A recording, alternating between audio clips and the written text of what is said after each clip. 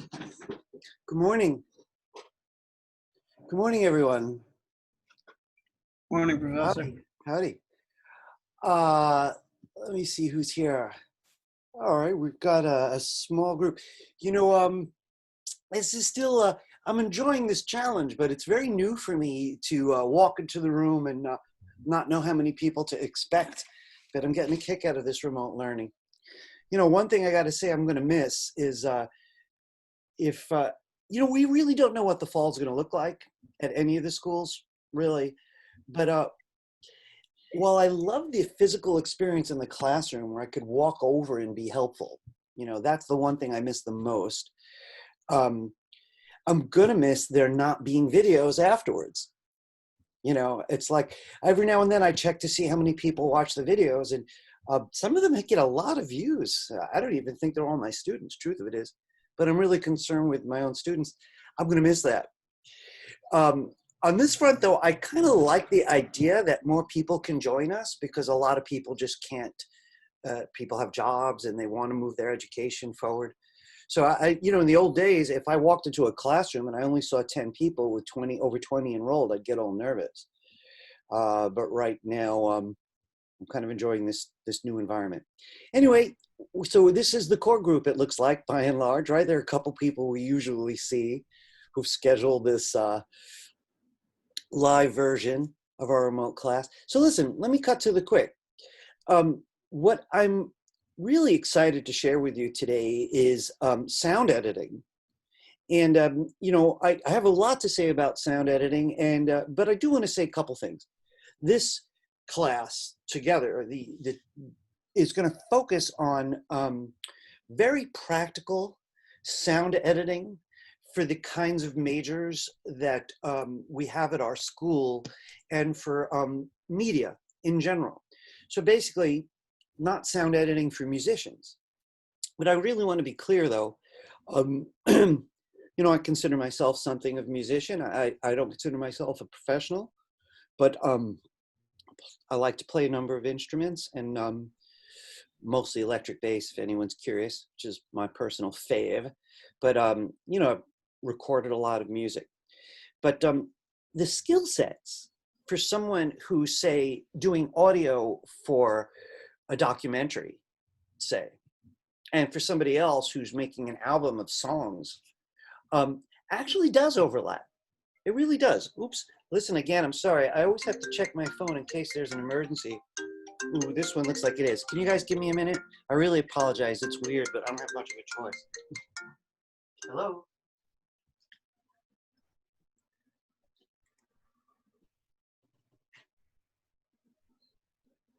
Got it.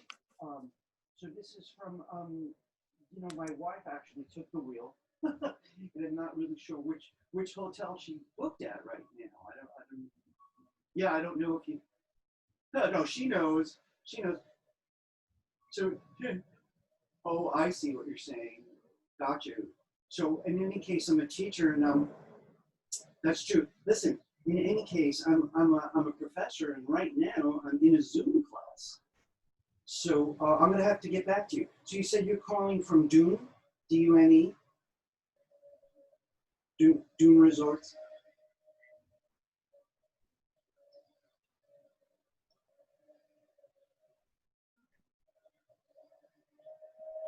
Got you. And you guys have been open this season for a little while, or are you just opening now?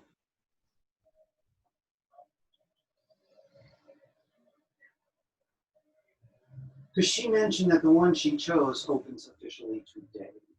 I think it's called Blue. I think it's called Blue something. I don't know if that's new.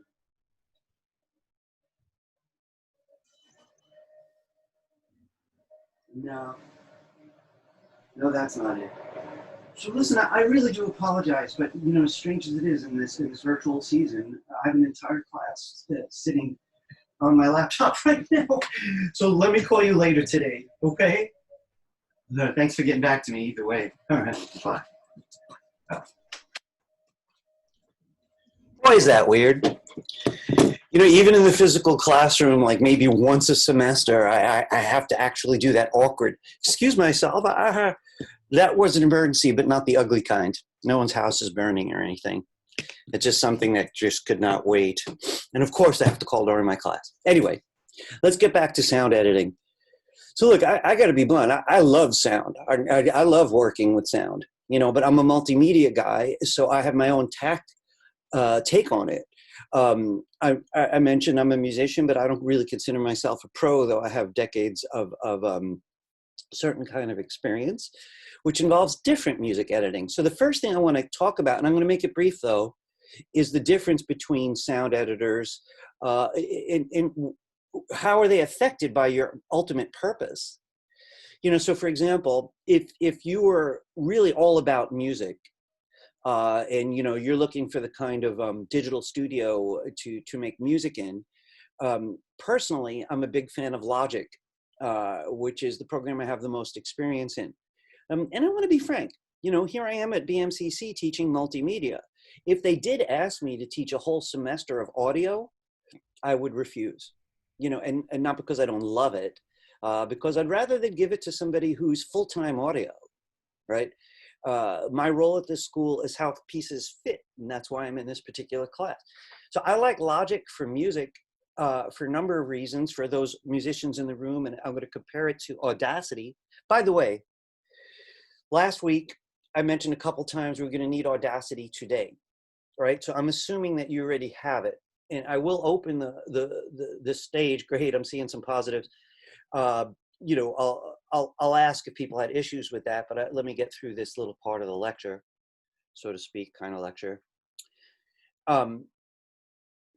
Yeah, so Logic 10 is the one that I use for music. And, you know, the kind of thing a person does in that kind of program is they figure out how to plug in their instruments. Right, let me just see what I've got that I can show you in the way of a visual. I have my music stuff put away, but you get like an input box kind of thing that you connect to the computer. You could plug directly in if you're say playing electric instruments particularly, right? And you make tracks. Now, one thing we're going to do is we are going to work with tracks. And you've heard that term before, and a lot of you know exactly what that means, but not everyone does, because it's used in common vernacular as like just a song sometimes. Oh, I love that track. You know, but if you're recording, a track is a layer, but it's a layer of sound.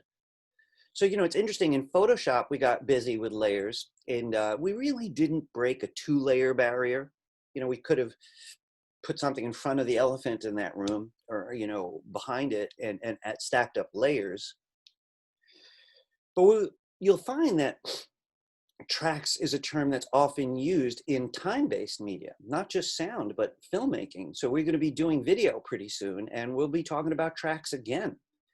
So while I won't use the glass metaphor I was using in Photoshop, where each layer is a layer of glass, it's sort of like, okay, this is the drumming track, you know, and now the bass player is going to come in and he has a separate track. So that's for musicians as well as non-musicians, so bear with me. One of the big purposes, though, of having your sound divided on tracks is that you could mix the sound with more freedom. And that phrase really often starts just with volume.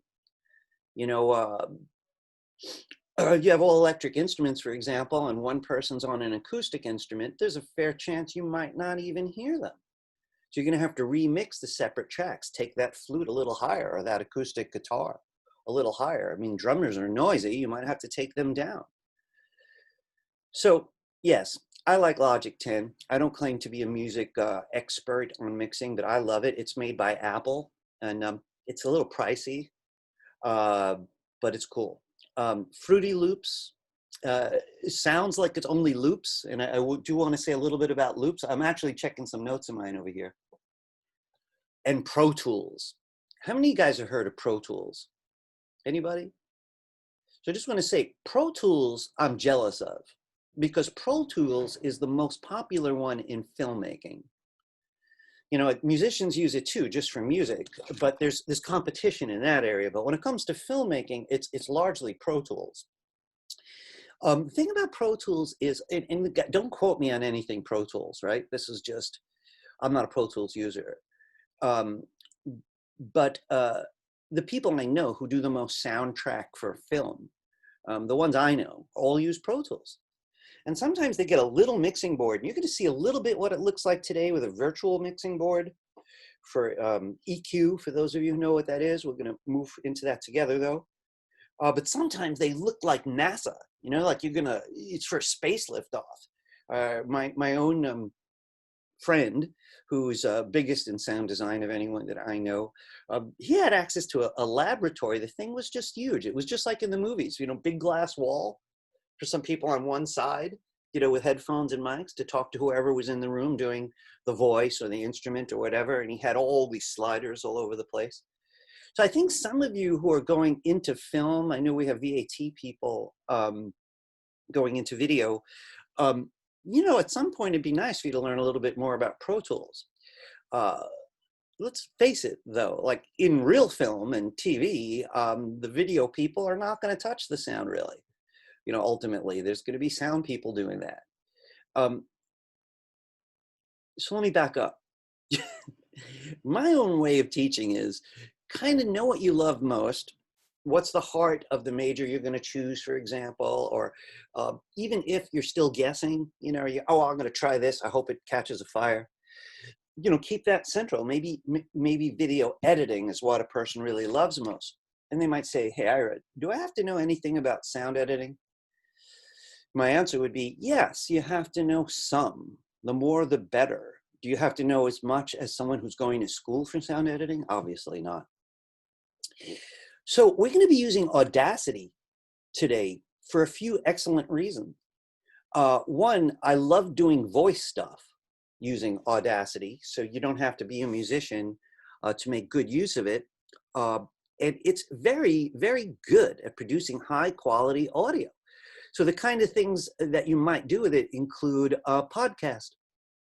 You'll laugh when you hear me mixed, how podcasty I actually sound when I baby the voice. And that's something I'd like you to know. I'd also like you to know how to mix it with sound, legally found sound, ideally. So you're layering it in. So let's say you are doing a podcast, there might be music mounting behind you. I'd like to get to that today, if not tomorrow. And it opens up all kinds of doors quickly. So for the moment, we have a wide variety of majors, and I don't want anyone ever to feel left out. And I really apologize if I ever do that. I got reviews at another school lately, and I rocked. Yeah. Except for one student said they felt left out because I kept talking to the artists most. To be honest with you, I thought they were all artists. It's at FIT, so I didn't realize I was leaving anybody out. But at this school, I know I've got a wide variety. So let me just say something about majors for a minute. Video people, pay close attention, like especially when you're coming up, you're going to want to make small movies of your own. My niece showed me one of her first movies the other day. Inside, I'm screaming not to say anything teacherly. I'm just an uncle to her. But I was like, man, do you need better sound? It was the first thing I was thinking. Oh, man. So please pay attention to sound if you're going into video. You might make small 5-minute movies. Listen, guys, I'm not promoting this show because it involves illegal activity. But have any of you seen High Maintenance? No? The only reason I bring it up was these guys made 5-minute episodes, put them on the internet. The lowest budget ever, 5-minute scripts, 5-minute movies. People like to call them webisodes. And they were really good. And before you knew it, they had a massive audience. So Hollywood talked to them. And next thing, HBO bought them. And now they're on their 4th season. And they rocked the house. So now they got whole teams. But I'm sure when they did those first ones, they were doing everything alone. So video people, take sound as seriously as you can. Animation people, I got to say that one of my earliest animation students started winning awards really quickly. He was a very funny man, and his love of animation was not because he liked to draw or watch movies. He was a storyteller, but he needed voices. So he did a lot himself, but any friend he had whose voice he liked, he sat them in front of the computer and, had them read lines, he'd give them, and then he'd chop it up and he'd put it in his movies. And I saw him in at least one theater, he won an award first season. So animation. So video people, animators, multimedia people, you know, something to multimedia people in here, you know, which is what I'm called, for lack of a better word. You want your finger in as many senses as you can. I mean, we don't do anything with smell at the moment in media, but we're used to the eyes. We got to get used to the ears. So I'm going to ask those people foremost to consider the use it's going to have for you if you get a little more comfortable with sound. You may already, some of you may be already. All right, video, multimedia, animation. I got liberal arts majors, I got tech majors, I got a whole variety of people in here. Why would anyone else be interested? Well, look, let me keep it simple. Because it's really cool. And because most of us have no idea really what we're going to be doing in the future, right? You know, there are just so many changes in the world. So I'm going to get a little bit closer to the topic. Like I like to do, I'm going to open my handout in a minute. I want to say just one more time. So our focus today is the voice, what you do with a voice. And then if there's time, I want to add some music to it. I do want to include output. What kind of file would you take into your movie, your animation, or your multimedia project, for example? So that's today's agenda. I'm not going to talk much about recording today, but I do want to talk to you about recording tomorrow. And I'm also going to recommend a video by a different teacher who I just think does a great job in a very small movie of going over most of the same stuff we do. So that's where we're at. Let me get the handout open. So I'm sharing my screen.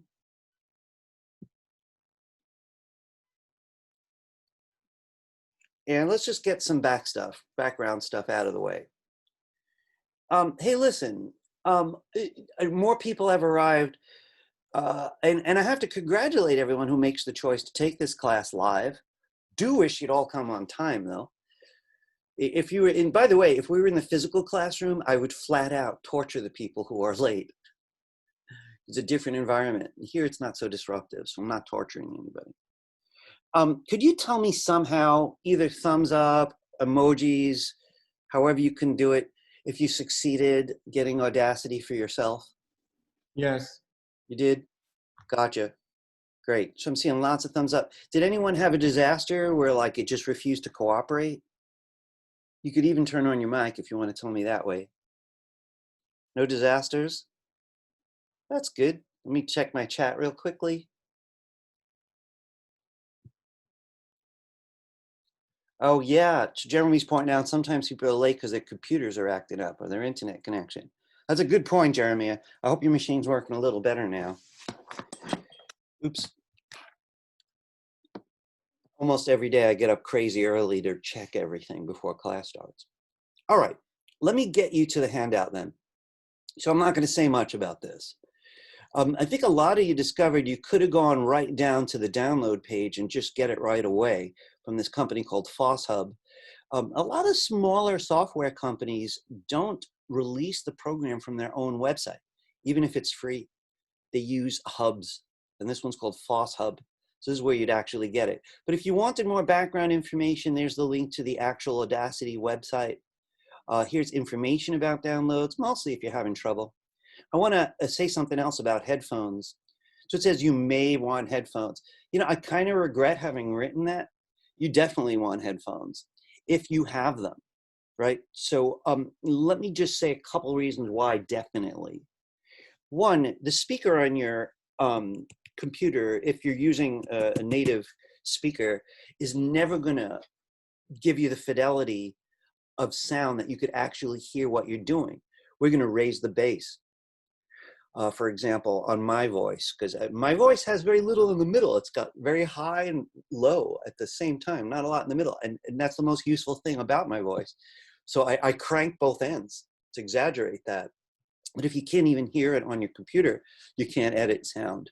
So that's one example. The other reason is when you start recording, you don't want the stuff you're recording to come out of the speaker and back into the microphone, out of the speaker, back into the microphone, out of the speaker. It's a loop, what we call a feedback loop, and it's going to destroy your sound for a lot of reasons. So if you have headphones, even earbuds. Please have them ready. You might want to plug them in. If you have them, you definitely want to plug them in before we get busy. Doesn't have to be right now. Again, folks, I'm realistic. You might not have any at this moment, and you can use your speakers and get some kind of mileage out of it. So don't worry too much if you don't have them, right? If you do have them, I'm using these Beats. You know, these would come in free with Macs for a while, and I'm kind of very impressed with that. They have good bass, and they're kind of marginally sound canceling. So they're really good for mixing sound. All right, let me get back to the handout. So the midterm is due Wednesday, and I just took a peek just to see how many people were early. There were 6 people if you're interested. There's 20-something people registered in the class. There's 6 people, but it's early. You know, a lot of people want to take it right up to the deadline. Why not? But just know it is due Wednesday. I do want to say something in the interest of fairness on this first all-remote class that I've ever taught. Extensions may be granted on request. Reach out to me if necessary. That means if you want to take till after Wednesday, I'm going to ask you to send me an email. Please remember, when you send me an email, use this address, right? If you do send it to my BMCC address, I'll get it. I will respond. But this is better because I'll check this much more often. I know it's about you guys, and you know, I'll know. So if you need an extension, please let me know. I'm pretty generous with extensions right now, being that it's a remote class and life is strange. But still let me know. And here's where the midterm details are. Of course, everybody here knows about that already. Last class is the best handout for that. All right. Videos, YouTube playlist, we all know about that. I'm going to move forward. All right, so I'm assuming you got Audacity ready, you got headphones ready. I'm going to teach from that point of view. If anyone doesn't have either of those things, remember, you could always watch, learn, take notes. I want to say one thing that I hope is okay with you guys, really. I'm not going to be giving a sound homework. Maybe I should rethink that. But for right now, I'm not. I want the class to be more of an experience than I got to do homework stuff. This is more because I want you to know it, and it really does fit well with multimedia. We don't have an audio major at our school, and that's one of the reasons why I made that choice of not having a sound homework. But you'll want to join me because it's so much fun. So just real quickly, Pro Tools is really, musicians use it, but video people use it a lot. And one of the reasons is typically people cut the video first. So they've taken all their choices that they've assembled while they were shooting their actors and whatever else, and they've made the visual. And then they give it to the sound people. But in Pro Tools, you could open the video in Pro Tools. So if someone slams a door and you want to use an artificial door slamming sound, you just move the playhead to that moment. And so you're actually watching while doing your sound. Logic doesn't do that. Logic's really just for music mostly, or for stuff that you don't mind bringing in parts. And I want to be really clear what I mean about that. Let's say you're doing an animation and there's just 2 characters talking to each other. So your real goal is you just want to get both their sets of lines. So you could bring them in separately right into any program and just drop them on the timeline. You don't have to watch the video. There's little libraries, you bring in your sound, you wait for the person's mouth to move and you drop it in. Say if it's a video, we'll be getting a chance to taste a little bit of that later. So this, though, you can't watch. You could just produce it. Fruity Loops I've never tried. It's very, very popular. Sound editor mostly amongst musicians. And then we've got Audacity. I do want to back up, though, and say something about these early ones. There are a lot more that are worth mentioning.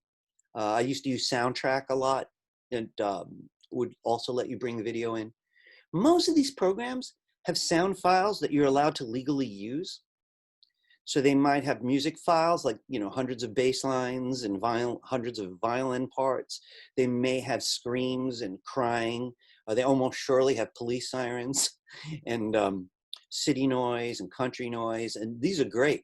Right now, though, in Audacity, it doesn't keep a library for you. So one thing I want to share with you is where you could get sounds, because you're not always going to want to record them. So that's going to come up later. I wanted to say a quick word about Bluetooth and Audacity. Guys, listen, I've apologized before that I don't have Windows here and I have no way to test Windows. And I've been leaning on Jonathan mostly to help me with any Windows issues, which I do appreciate. But I don't want to make a big deal about this. But if you're using Bluetooth, especially on a Mac, but really either one, you want to test that they're working and that they're working in Audacity. So you might have to come back and follow these instructions yourself. A lot of people have trouble because it's already connected to their phone, the Bluetooth. So the first thing, if you're using Bluetooth, you probably want to do is go on your phone and disconnect Bluetooth, go into the settings. Then on the Mac, you go to the Apple menu, which is way up here, and you go to System Preferences. And we're going to be looking for Bluetooth in the System Preferences. And here you can see my headphones are wireless, but I'm using them with wires today to keep it simple. So you'd have to set it up here. I do want to point out, though, that that's not all. You have to do it in Audacity. So let's just open Audacity. I want to get us started a little bit. So wherever you've got it, please go ahead and open it. And while it's opening, I want to say something I'm really happy about. I was just delighted. Last semester, a lot of students with Macs anyway had upgraded to the newest Mac operating system nicknamed Catalina. Oh, and I did. And then we all discovered that Audacity wouldn't record in Catalina. And it was like, geez, that sucks. That means you could mix sound, but you can't record yourself. This version, they fixed it. So now I'm delighted. This should work perfectly for everybody. 2.4.1 is the newest version. So I'm just going to click OK. I want you to take a quick look and see if you see these little pull-down menus. This one here currently says built-in microphone, and there are other devices here. And, since I'll be very blunt, I use Audacity mostly for voice. So I set this to built-in microphone. Of course, if you have a professional mic, I actually have a professional mic and other stuff. It's just in a quiet room, my Mac does so well, I often don't bother with the fancy mic. 2 recording channels, that's not too urgent right now. Built-in output, though, I do want to point out. I do believe if you're connected to a Bluetooth device, you might see a different option here for your Bluetooth device. Otherwise, if you're just plugging in, then built-in output is what you want. Guys, this is weird, right? I've only taught audio online once. I've taught it in the classroom a lot, though. So like, this is a little odd. And the day I taught it online, that one time, was right when quarantine started. So we were all freaked a few months ago. I don't even remember teaching it because there was so much to cover about just how to survive a class online at that time. So you'll let me know today, right? Please be quick to interrupt me. We'll see if together if we could troubleshoot any issue you might have. All right. So how does one begin? The big thing that I want to focus with you today involves today's assets. So if you didn't get today's assets yet, just leave Audacity for a minute and get back either to our website or to the handout.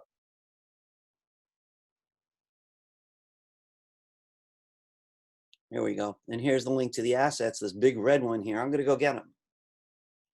So I'm clicking my assets, just like we did in all the Photoshop classes and some of the code classes. Everybody should be used to this on their own computer by now. I'm clicking right on the name, class 12 assets.zip, which is taking me into downloads. It unzipped my compressed folder into a regular plain old folder, and I don't really like working in here, so I'm going to drag it to the desktop. I'd like you to remember, please don't relocate folders while you're working. Do it before or do it after you close stuff. Not in the middle of working. You'll break links to your parts. Now, if you notice in here, I'm going to plug in my headphones. Give me 1 second here.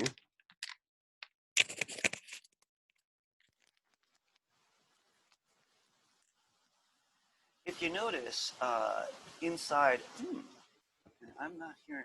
Let's see, this should be okay. I just want to check something. let me know in some way if my sound goes off or anything weird today, right? Because I'm juggling more audio than the only time we've used audio. So let's see how it goes. So if you notice, there's 4 files in here. The one we're going to start with is called Fix It. But I'd like you to listen with me for a minute. First off, I hope you heard all that static, that noise. That's got to go. And that's just noise from my room. So the one thing I want to say, if you're going to record, and I really hope some of you do after today or after tomorrow, go to the quietest room you could find in the house. Don't ever work near the kitchen. You don't even hear your refrigerator anymore, but you could bet the mics will. Even fluorescent lights, those long tubular lights, make a lot of noise that you just used to. We're in New York. You may not be able to find a quiet room. You might have to go to the bathroom or something. I don't know. But we can get rid of a lot of noise, and we're going to do that. But not all of it. It's better if you can start quiet. So I'm going to do that one more time.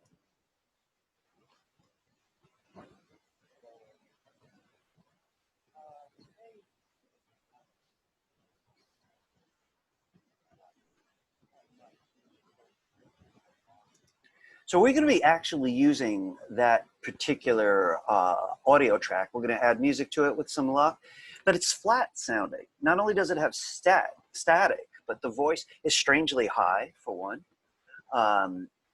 Not particularly appealing, and flat to me. And I want to bring some dimension into the sound. And first thing, we're going to take out the noise. So I just want to point one thing out. If you get excited about what we do today, can't wait, you have to start recording right away. When you record and wait a few seconds. Let the room tone go into the mic, because what we're going to do is we're going to use the very beginning and tell the entire track, recognize this type of sound as noise and eliminate it. So you want the beginning to be pure noise, and we're going to try that in about a moment. I do want to point out, though, that I've got fixed example. So let's see if you can hear the difference between the last one, which had static and a flatter sound, and this one.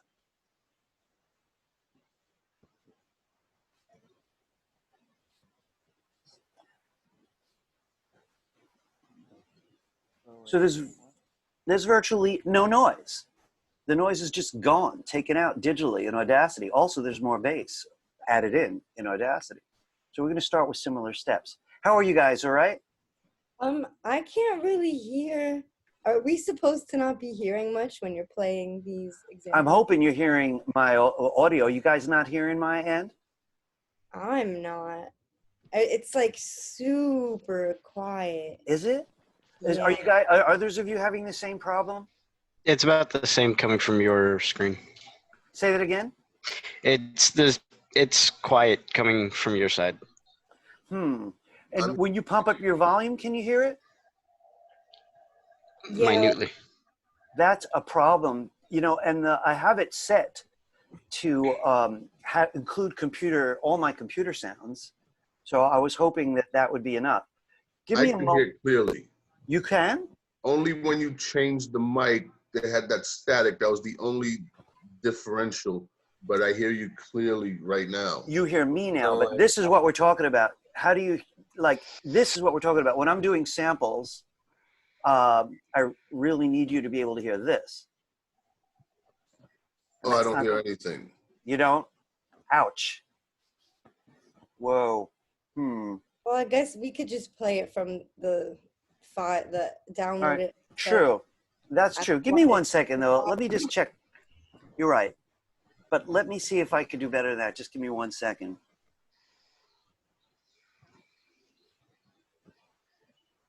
So much learning to do these days.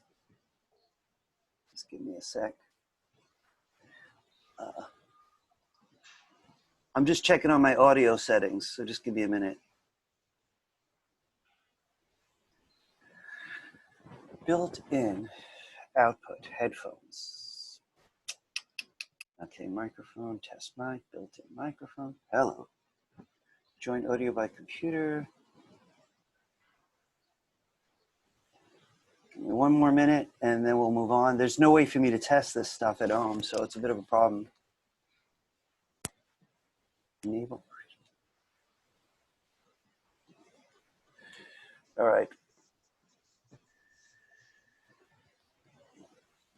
Okay, folks, I do apologize. Let's see how it goes while I'm working in Audacity. You know what I mean? Those are me using the Professor? sample. Yes. Professor, and can you do like if you will mute your microphone and then we can listen it? What is? If I mute my mic, let's try it. All right, give me a second. You should not hear me at all right now. No, that's my speaker. Hang on, my microphone. I'm a little lost.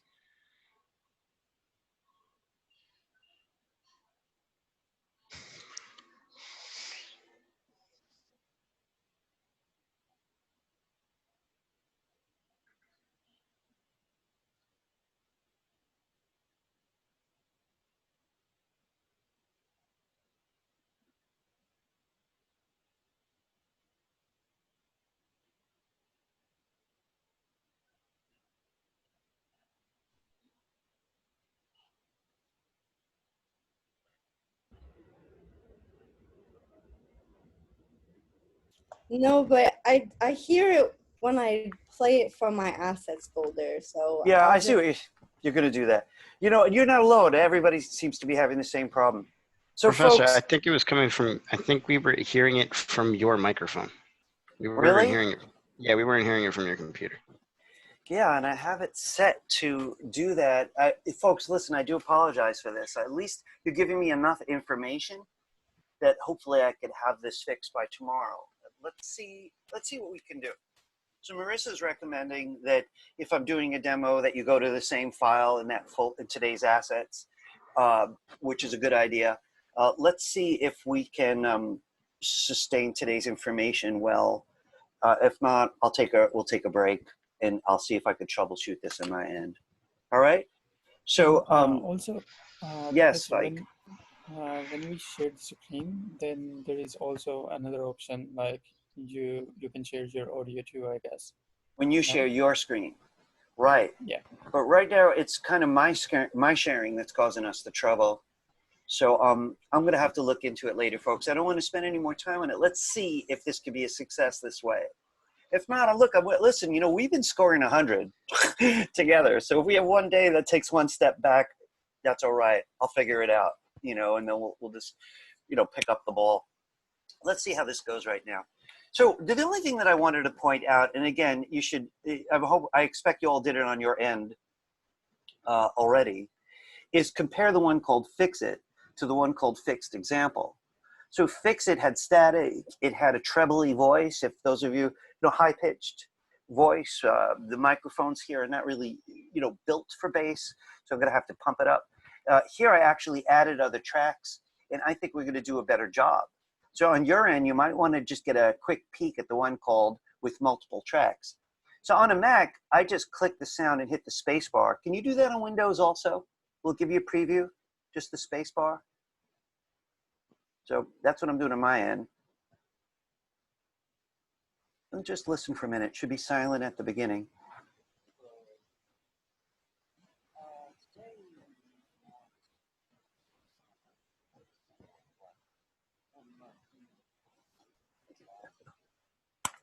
I want a radio show. Hello, this is multimedia radio. Is someone saying something? Feel free. I'm just saying it sounded different. Right, good. All right, so we're gonna go with this road, Marissa. I think you got this is what we got to work with today. That should be fun. All right. So what all you heard was the fixed version of this, which you're gonna fix on your end in a couple of minutes, right? Once it was nice and tight, I brought in some of Amazing Grace, actually, a very famous, American spiritual, and then created this MP3 out of the mix. So it's, pretty typical process. All right, let's all get back into Audacity then. And how do you start? So if you've been delivered the parts, the first step that you want to move into is going to the File menu. And you're going to say File menu, Import Audio. So you're going to use this one a lot. You're bringing in parts you found on the internet, the siren, the door slamming, the laughter, the screaming. So let's try that out. File menu, Import Audio. Then you want to get to today's folder. This is a different test file. So I put mine on the desktop. You got to find where you put yours. It's in class 12 assets. And you definitely want this one, not the other three. Fix it is untouched, right the way it came into the mic. Fix it, and just click open. Now, before we go any further, I want to get a couple shortcuts out of the way. I want you to try a couple things with me.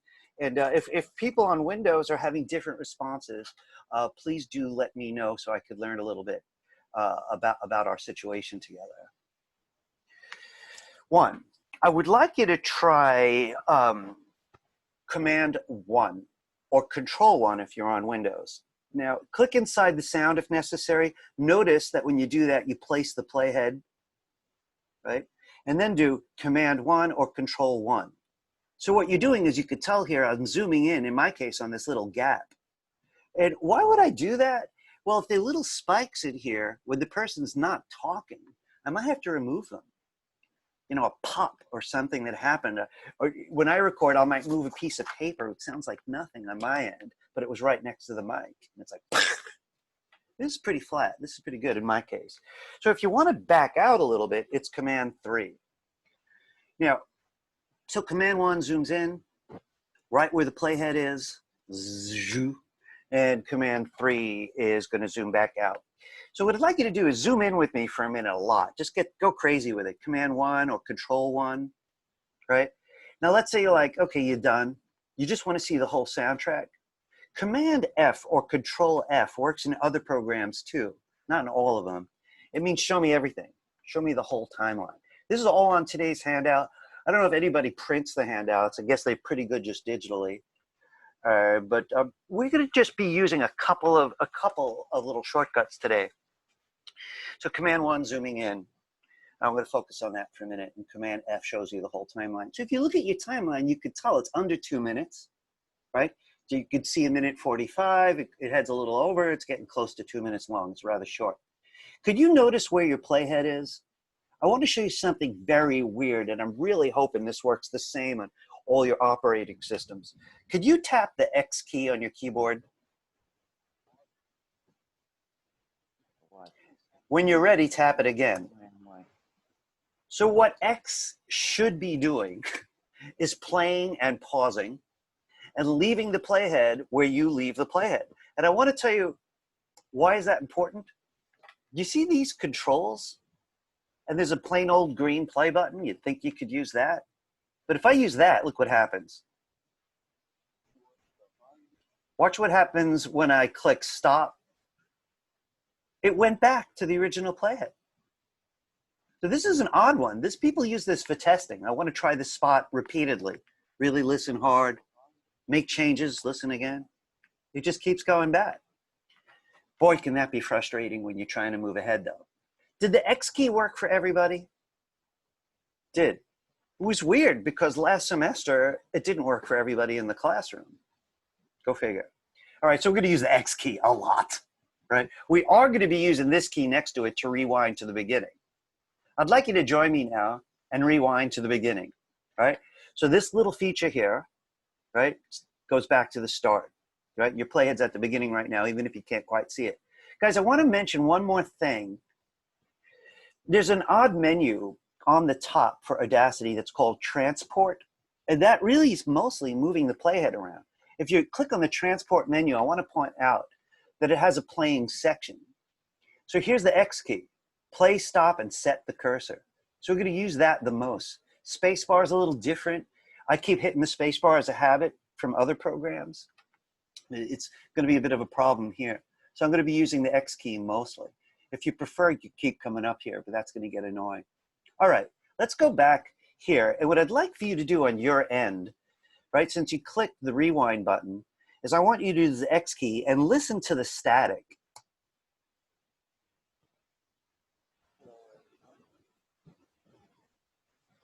Did everyone find the static? You hear it? I want you to zoom in on the static. So what we're going to do is get the playhead back to the beginning. Right, so you just click that thing. The playhead's very, very subtle in this program, unfortunately. Right, you should be back at the beginning. Right, and now we want to zoom in again. So we're going to do Command 1. So you notice I've zoomed in way. This flat line is what I want you to see.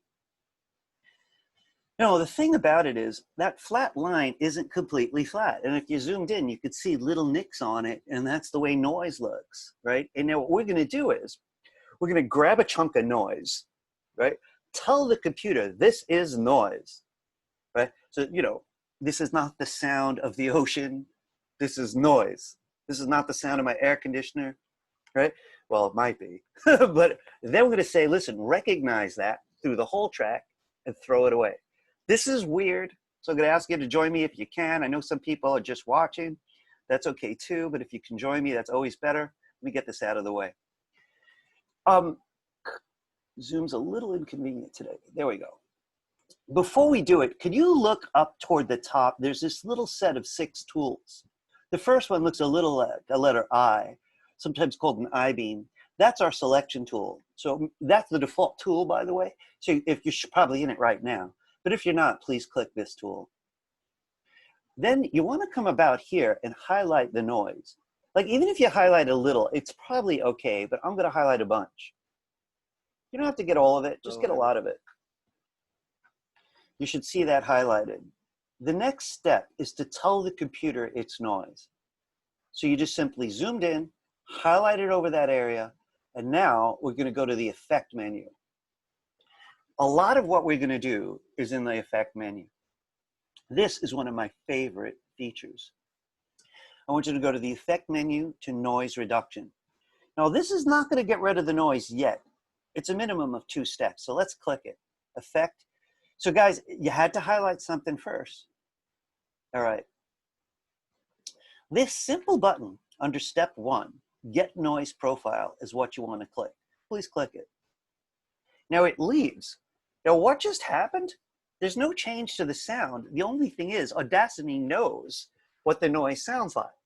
So whenever we're ready, we could highlight the whole track and tell the whole track to throw the noise out. So I want to ask you something. In other programs, how do you select all? Shout it out. Command A or Control A. She's absolutely right, and inclusive. That's right. Command A or Control A. Can you please do it? You should see the whole thing highlight, right?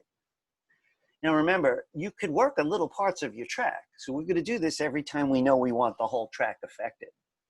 All right, your whole track's affected. Let's go back to the same place. Effect menu, noise reduction. Now I want to tell you a little bit about these 3 features. First, a confessional. My colleague, and I'll be blunt, when I do small projects, I do my own sound. If I do anything large, I call my friend Ross, who lives in Singapore actually, but since the digital world, he could do the sound there, right? So he knows what each of these things do. Right now, I'm going to recommend we don't play with them. But on my handout, what I did include for you was the default numbers, which I reset before class, 12, 6, 3. These are the default recommended by Audacity. Quick interjection. The support for Audacity is excellent. The Audacity manual, for example, will go into what each of these things do. Right now, please leave them. And on your end, I'd like you to click preview and listen to see if the noise has gone away. I'm going to click it in a minute, but I'm going to wait. Hello, everyone. Today, is the noise gone? Hello, everyone. Today, you may want to turn your mics off for this one, guys. And some of you very nicely leave your mics on, which I do appreciate.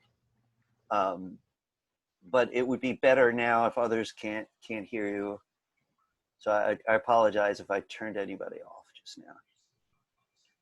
So I'm going to preview mine. And it's very, very quiet, clean. I'm going to take it and click OK.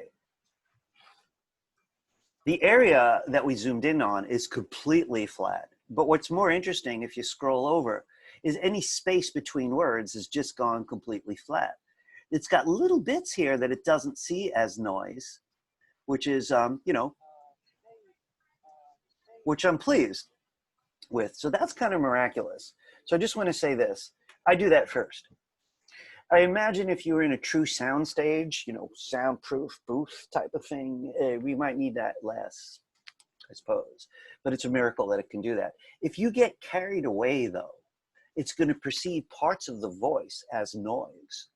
And if using musical instruments like the cymbals on drums, especially if someone's using brushes like jazzy, it's going to see that as noise and start taking that stuff out. So you want to be careful.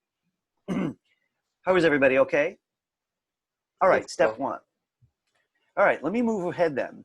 The next thing I want to cover with you is normalization. And that's a funny word, normalization, really. It doesn't make it normal. Thank God. I really don't like normal. What it means is normal volumes. Normal volumes. So that means that even if someone's whispering, that it should be loud enough to hear. And if someone's shouting, it shouldn't rattle the speakers, right? So normalization knows what the low cap is and what the high cap is and redistributes your volumes so that the lowest stuff's loud enough. And even more importantly, that the loud stuff isn't too loud. I love it. I want to interject something. So I used to teach experimental video. God, did I love that for a couple of years. My students were really successful in that school's little film competition. But the volumes were crazy. Every student heard volume differently. You'd be watching a film festival. You see this on TV too, right? You know, one show is quiet and the next show is loud. They didn't normalize. There's no audio standard. And even now, the most obnoxious thing about amplitude, right, loudness as a standard, is commercials are allowed to be as loud as they want. You know, and that just doesn't it drive you nuts? You have to mute if there's going to be a commercial or lower the volume because you're like, no, I'm not going to buy that SUV, especially if you're shouting at me. So anyway, let's normalize. So if you click in it, you'll see you've deselected. If you Command A, you're selecting all again. So please make sure that it's all selected. And then I'd like you to go to the Effect menu. And let's go down to Normalize. I just want to say a little bit about normalizing. -1 used to be the default, but I didn't change this. And this is the newest version of Audacity. It looks like they changed it to -2. I've only worked in the negative numbers myself. I've gone down to -5, -6. Mine is still -2. What's that? -1. Mine is still -1. Is it really? How interesting. Yeah. I wonder, you know, maybe it just, you know what I think happened? Even though I installed the new version, it probably read my old defaults from the last version. That's my theory. I think they're both pretty reasonable. And, you know, honestly, sound engineers are going to have a lot to say, right? They're going to want to punch me out for this kind of guerrilla warfare version of audio editing. But you should click preview just to see if your volume's going crazy. It's hard to hear the difference because the little bit that I'm hearing sounds fine. I'm going to accept -2. But I want you to, you know what, actually, can everybody cancel for a minute? If you went ahead of me, Command Z. I'd like for everyone to see the whole timeline before we normalize. So you could see what areas it's changing the most, right? So you could just go back into Audacity, Command F. That's the whole current timeline. And I'm glad I did that before we normalize. Do you see these spikes? They're almost hitting the ceiling. That's bad, right? And I want to show you a visual. I'm going to just click a little bit early. And I'm going to play. Look at this up here. See these colors? Green is good. The red's not good.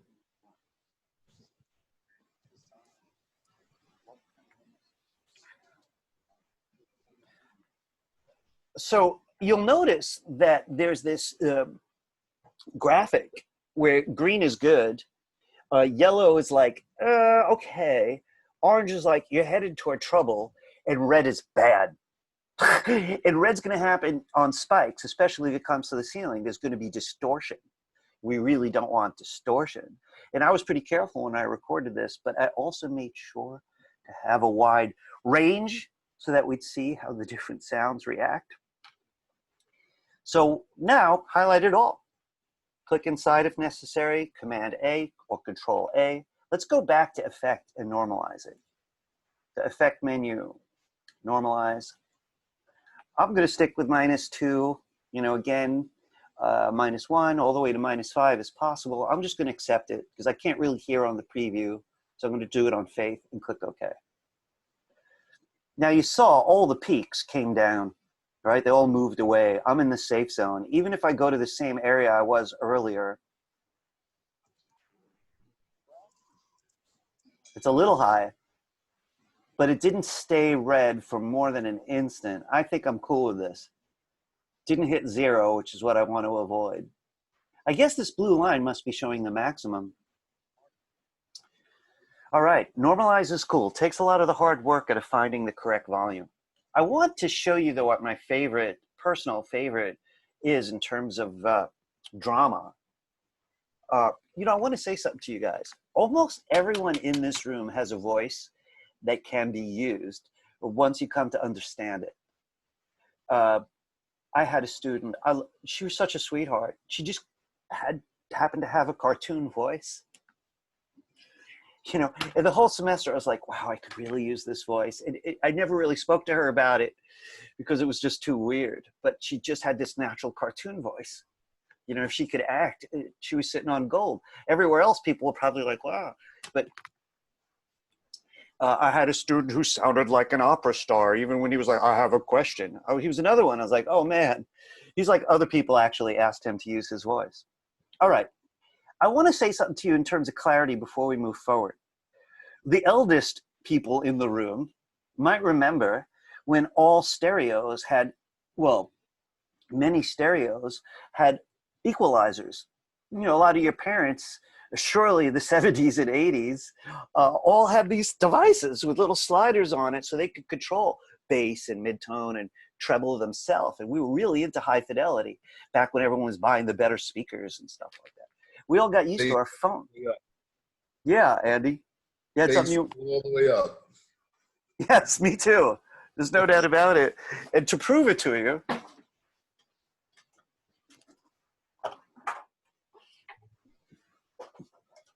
there's my baby. Wow. It's a vintage antique, and only because I'm that old.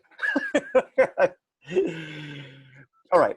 In any case, yes. And so I'm like annoyed. The iPhones are terrible for sound control. I mean, all you get is like bass boost if you want, but you can't really control it. This is definitely going to fade out. I don't think the human ear is going to tolerate this kind of minimalism for equalizing for long. So let's see what we could do with this sound. This should be interesting. It's going to be really reliant on your own sound. So make sure the whole thing's highlighted.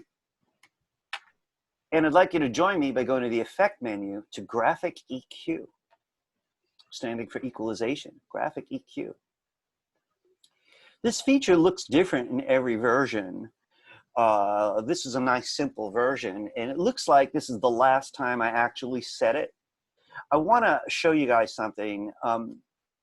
First off, I just want to be sure. Are you all seeing the same thing? Good. Okay. Do you see this little button that says flatten? I'd like you to click flatten. Now, on your end, I'd like you to play preview.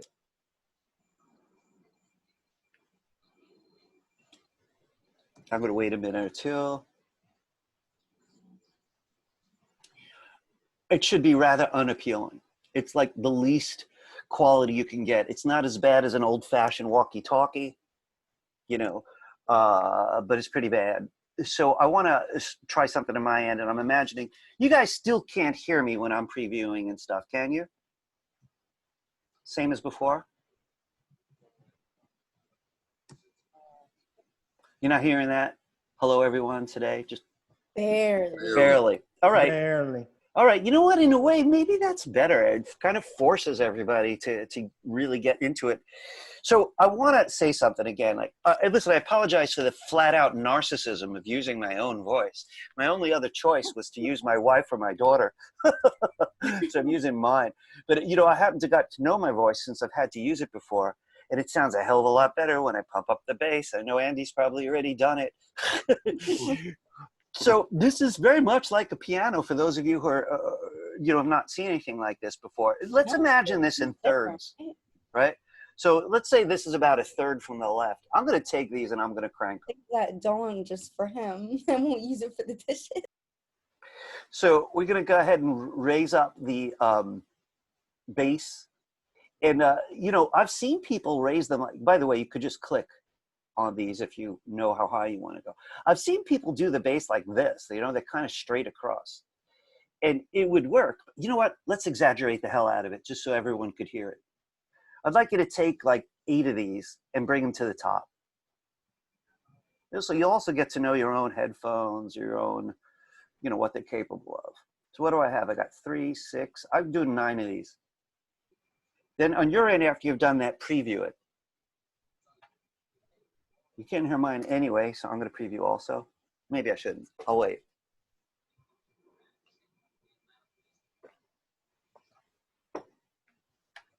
My turn.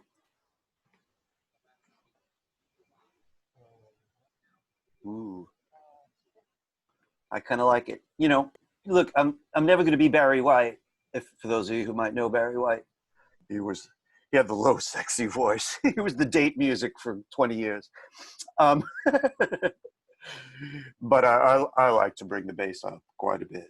All right. No, the truth of it is, treble without hearing the highs.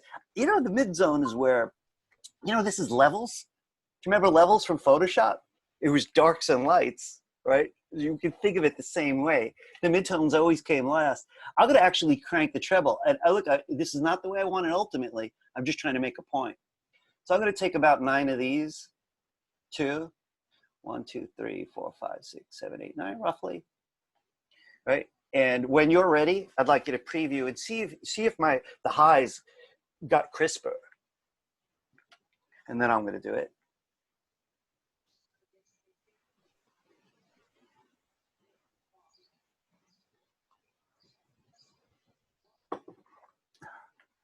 I'm going to take a turn.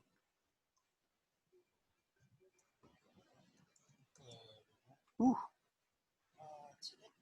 So I got a wide range, which I like, but the treble brought some of the static back. A little bit of hiss, right? So I'm definitely going to drop this one. These couple here are responsible for that. So I'm going to say I got in the habit of doing it more like this. So I'm not entirely separating my highs from the midtones. They're getting close to the midtones. It's not really midtones. I'm so visual. The mids, for sound, so that there's not a big of a leap. It's not as high contrast. I'm going to do similarly with the bass. And again, you don't have to do that if you like what you're hearing, because for one, we hear differently, so I'm making it more of a curve. Give me a moment. I just want to make sure I believe what I'm telling you.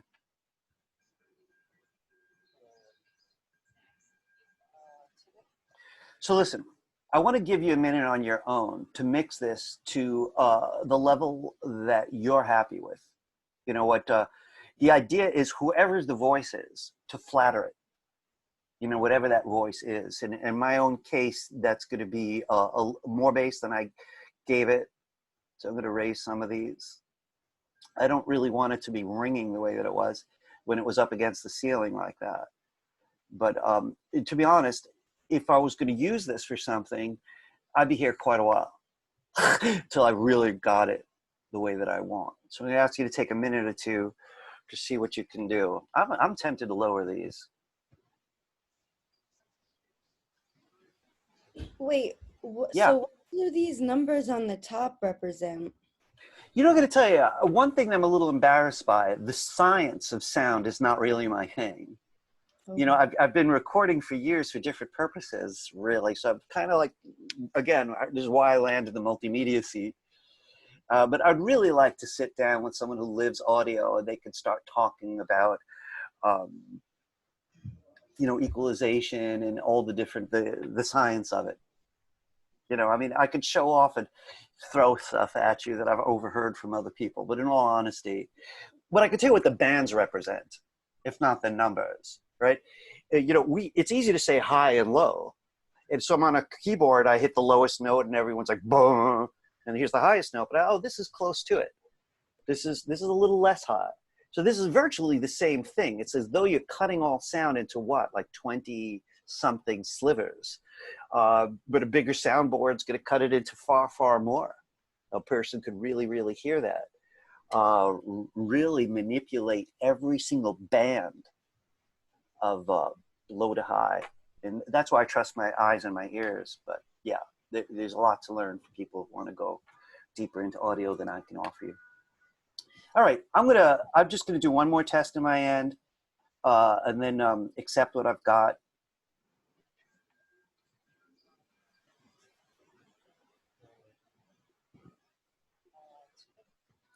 And I'm just gonna do a last adjustment on my end. Again, we're all gonna hear it differently.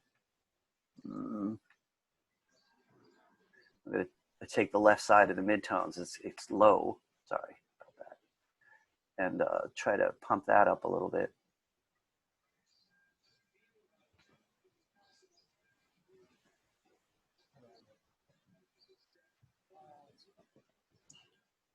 I'm going to stop because I'm feeling rather picky. All right. When you feel you're ready for today, you know, each time you do this, you're going to have a slightly different relationship with it. Click OK. Now, one weird thing about this is you noticed it affected your volumes, and that's even without listening. You could just see it. These things, a bunch of the peaks came even further from the ceiling. So I've read a few articles online. Should I wait to normalize? You know, Normalize was the one that redistributed our volume, since so many of these other effects affect volume. And I tell you the truth, I couldn't get any consensus on it. People really had different feelings about when to normalize. A number of people said just normalize again if you need to. I'm going to try that. So if yours is still highlighted, you're fine. Otherwise, select all. And I'm going to normalize again. Effect menu, normalize. I'm going to OK it. So I got a little bit more of a volume range, and I'm happy with it. All right. You know, I'm very tempted to skip this next feature. I feel obliged to say a few words about it. This is compression. And, you know, compression is the hardest one for me to get. And I've been playing with it for years in different ways, because even some amplifiers that musicians use have a compression feature. This is what the gist of it is. It's like normalization because it does affect the volume, but it's focusing mostly on extremes. So it's not redistributing everything to make sure that it's all out enough. It's looking at extremes. It's particularly on the high end as far as I can tell. There's something on a bass guitar you get that's called GAC. If you hit a string strangely, it makes a weird sound out of the amp, and that could be compressed. So compression always means this, right? You know, like if you took a stack of paper and compressed it. So you're actually compressing that range. So not everybody likes it, you know, and I frankly have not had any luck with it with my own voice, but let's take a peek, right? All right, effect menu, compressor. So I really, really gotta be honest with you. I'm mentioning this because it's a major feature among sound engineers, but I personally don't feel confident in my own skills with it. So I'm gonna tell you what I do know though. The defaults have been -13, -80, 3 to 1, 20 seconds, 1. Do you guys have the same numbers? No. No? I wonder why. Again, this mystifies me. So the defaults have changed. The version you're using is brand new, wasn't out last semester. So I played with it for a while to make sure I wouldn't get thrown. So I don't know. You could preview it on your end to see if you hear any difference. I don't think we're having any problem that requires compression. You could take a visit, preview it.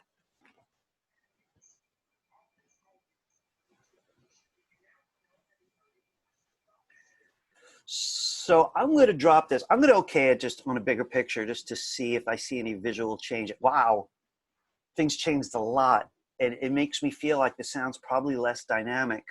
I'm a high contrast person. You know, I like the idea of whispering and then shouting. I like there to be a range. But I'm a little worried about this. I'm going to place my playhead somewhere and just play for a moment.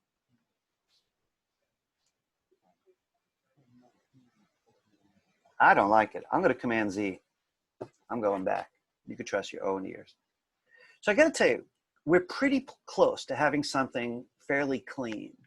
I'm hoping we're going to add some stuff to make it more fun, though, right? But I think on your own, I'd like you to just listen to a little bit more than we have been on your end. So I'm going to give us near a minute to check out like half of it. I'm going to see if I could. I'm going to wait for you first because I don't want to conflict.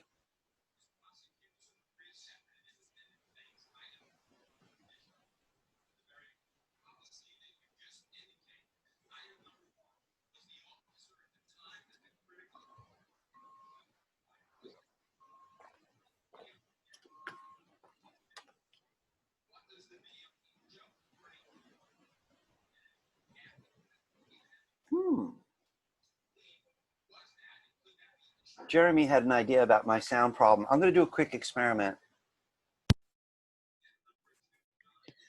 Let me know if you hear the sound better on this little experiment of mine. Hello, everyone. Today Really? we want to You hearing it full out? as a little example. Oh, One Jeremy, night during the score, program, Jeremy. Put some bass on it. podcast. Let me So if stop you're this for a second. recording- Jeremy chats me mostly. He was mentioning that he felt confident that my headphones were causing the trouble. That when I had my headphones in, you guys were not hearing the proper volume. I'm not even going to wrap my mind around, the ways of looking at that, but he was right. So this is the way I keep saying. I don't analyze things that are working too hard. Analyze the things that don't work. Okay. Are you guys kind of happy with your sound? Do you feel like you've improved it? So, tomorrow I'm going to do I want to add a track here today, but tomorrow I'd like to take a detour, just talk a little bit about recording, because the most fun at this stage would be for you to use your own voice or someone you share your home with, and see what you can do with it.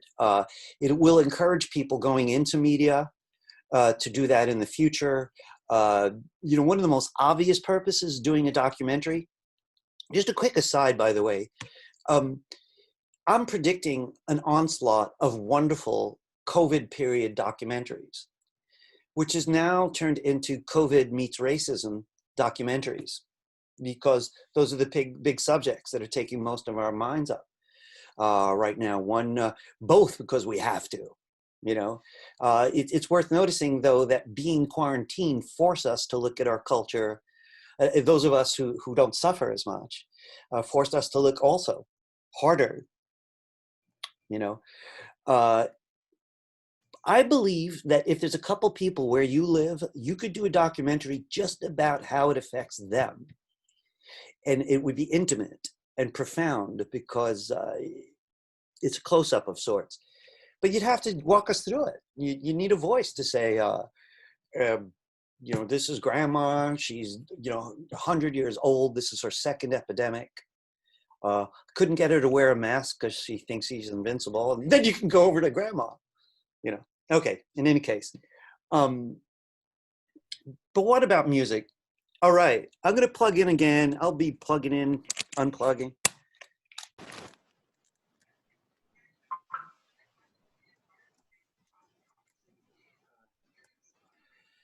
Okay, so let's get back here. And if you want to add a track, which is what we're about to do, let's go to the file menu together.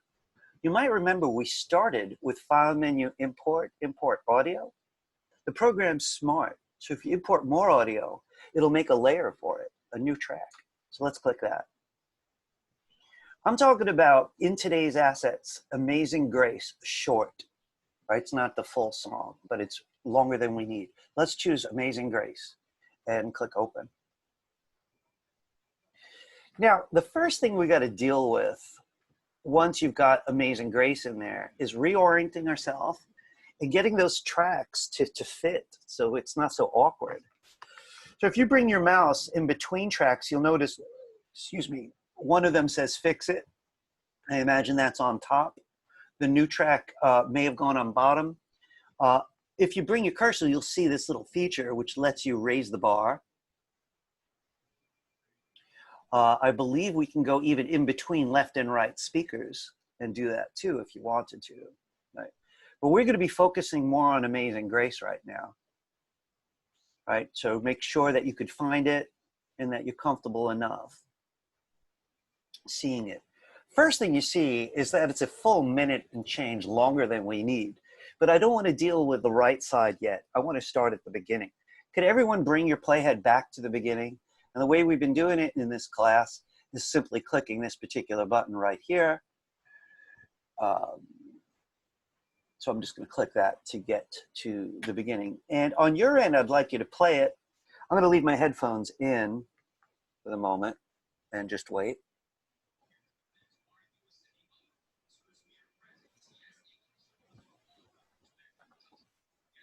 I'll use the X key for play, I'm recommending. All right. I want to tell you what I like and what I don't like. One, at the beginning, there's this very deep drum, right? I'm going to take out my headphone, which just works great. It gives the voice more of a DJ kind of thing going on. But soon, it gets too loud, almost really quickly. I happen to like, by sheer accident, where the drum landed. Otherwise, I would have moved it around. So listen on my end. See if I could comment on what we're after before we adjust Amazing Grace a little bit. So I'm getting to the beginning, and I'm hitting my X key to play. Hello, everyone. Let me do that again. Today, I'm going to stop, and I'm going back to the beginning. I'm hitting X now. So let's listen for the drums first. And then that big chord on the piano is just too loud. The drums, maybe loud enough, but the piano's way too loud. hello, everyone. Today we want to clean up some sound as a little example. So here's my argument. The piano's way too loud, right? And right after, there's immediate competition. And I even hear my puny speakers on my computer's not liking it. They got a little bit of rattle going on my laptop. So we're going to have to adjust this. This is not so easy, right? But I'm going to try this with you, and I think you'll like it. I think some of you will probably really sing with this. Can you get the playhead back to the beginning? And when you're there, I would like to zoom in a lot again. We've been using Command 1 or Control 1. And if you could see this here is the drum beat. So it looks like there's 4 of them. This must be the beginning of the piano where it just gets too loud for the voice. You could see I'm only saying a couple of words in the middle of that. So I'm going to play this in my end with the headphones out. Hello, everyone. Today we... So I got away with it till hello, everyone. Bum, bum, bum. Hello, everyone. Bum. And then, bah! I got to change the volume over here. All right. I want to introduce you to a new tool. So I want to use the right names. I keep checking my notes over here just to make sure that I'm showing you this. This is called the envelope tool. You could think of it as enveloping. You know, envelope sounds like you're going to mail something. But, you know, if you envelop something, it's like you're wrapping around it. So you could wrap around an area and tell it how loud or not to be. And this is very similar to a subject called keyframing, which we're going to be doing more of in the future. So join me on this. This is the area that we got to take down. Now, I don't want to drop the volume in the middle of it, so I'm going to start a little early and have the volume get really quiet so that it's quiet before this big burst over here. That's my current plan, right? So I'd like you to join me by getting this weird looking tool. So I hope you guys could find it on the toolbar, this miniature toolbar. We just left the I-beam, the playhead, and we went to this tool called the envelope tool. Now, can you guys watch this? Because it's really hard to describe, right? So I'm coming way over here. And again, I know this is the loud part, so I'm going a little early. I'm talking up here, but this is the last drum beat. I'm going to click sort of in the middle of the drum beat, maybe a little early, actually. And that creates a handle. I've dragged it down by accident. I'm going to leave that there. But over here, I really need it to be quite a bit quieter before this moment. So I'm going to click over here too. Now what I want to do is I want to take the right side anchor I just made and pinch it. Now, if I drop this one down, I'm going to bring it back up because I think I dragged it by accident. Now I'm going to ask you not to play just yet, right? Your turn's going to come in a moment, but I'm going to go back to the playhead, or the selection tool as they like to call it. I see a little gray area showing me the envelope I made. And I'm going to click a little early, and I'm going to play. Hello, everyone. Today we want to. Now, strangely, it's still too loud. It looks really pinched, but it's still too loud to me. I don't know, you might have done better, right? But I didn't do so well. So I'm going to go back to the envelope tool, shows me the anchors I made. And I'm going to take this one and pinch it even further. I want to get, listen, folks, I want to say something, just forget about technology for a minute. Just in terms of mixing sound, the voice matters most. What the speaker is saying matters most. Even, you know, one person in audio said, you know, there's two kinds of movie. There's a movie with good audio and there's a movie with bad audio. And that was his world, you know, and he was like, 2 out of 3 movies have bad audio. It was mostly the mixing that bothered him. You know, we fall so in love with music, but he can't compete with the actor or the speaker. So I just pinched that a lot, and I'm going to play it again just quickly. Hello, everyone. Today we want to clean up some sound as a little example of what one might do in a. I think I'm okay with it. I need to get my headphones back on. Give me a moment. You're not going to hear this too well. Not interfere with your sound after that. So I have to keep going back to the playhead so I don't just start creating volume anchors all over the place. So I come back to the toolbar. Here's my playhead. I'm clicking a little before. Oops.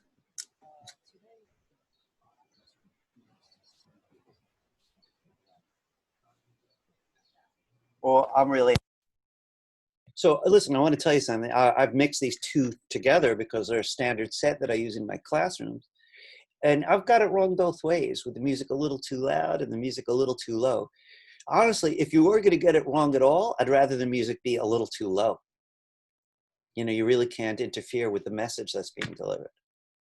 Hey, did that tool work for you guys? Yes, Marissa. Every time I click, it's just making everything across the line shorter. Really? So Yeah, like I would set an anchor. I would Command Z a couple times, and then let's see what happens on my end. I'm going to try to replicate the situation. So here I am, I'm back in, I'm Command Zing, right, until it looks normal. So here it is, back to normal, right? I don't want to go too far because I don't want to lose stuff that I set. But right now, I kind of at least know the range I'm after. So I'm going back to this tool. It looks like I could go back one more step. There we go. And this blue line is right up against the ceiling there, right? The yellow is just showing me the track that's selected. So there's the blue line. I got my envelope tool. I'm going to Amazing Grace, right sort of in the middle or toward the left of that last drum beat. And you click once without doing anything.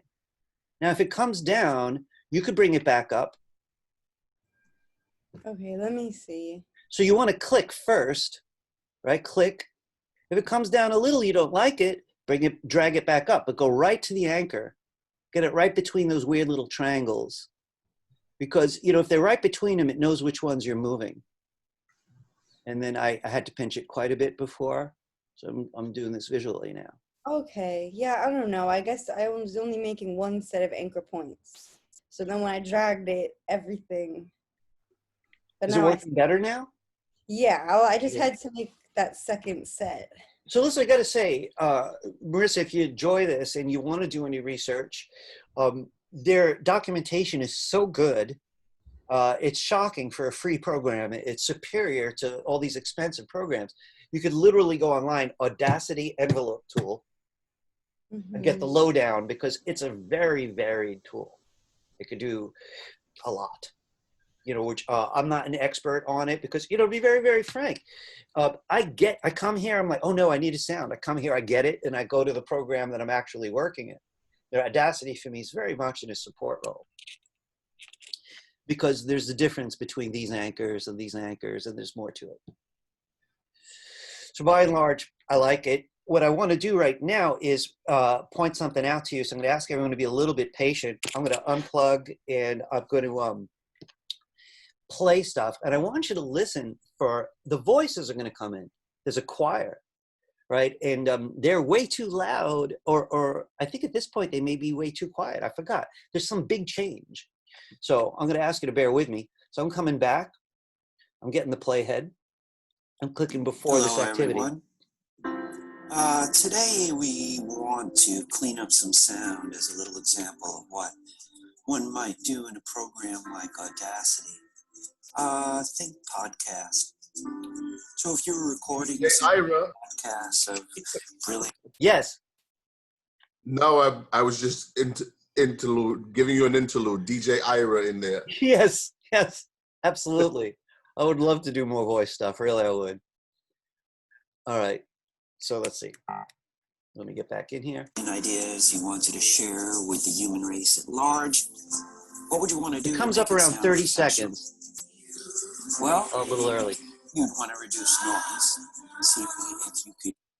Like, that's just too loud. And this is why I like the envelope tool, because there are other ways where I could control the volume of the whole track. But that wasn't going to work, you know, for us really.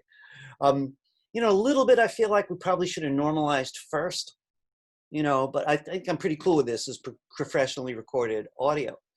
So I wish the waveform, though, made it a little clearer where the voices are, because that really causes trouble. It looks it's at 28.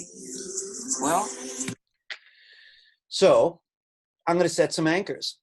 Now, I just want to say something about setting anchors and to everybody.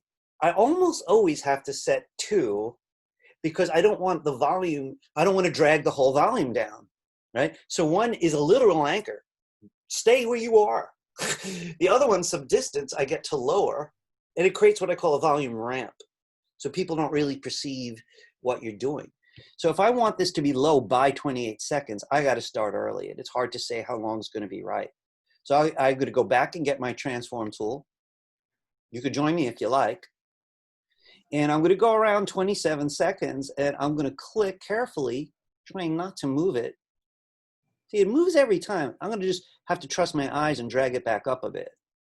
And then I'm going to come around 29 where they seem to actually kick in, maybe a little early, and click again. And I'm going to pinch this one lower. Now, again, before everyone gets to listen, just give me a moment to be the guinea pig. professional. Well, you'd want to Sounded pretty good. sound professional. Well, you'd want to reduce noise and see. Patient people, give me a moment while I plug in my headphones because I don't want to be guessing.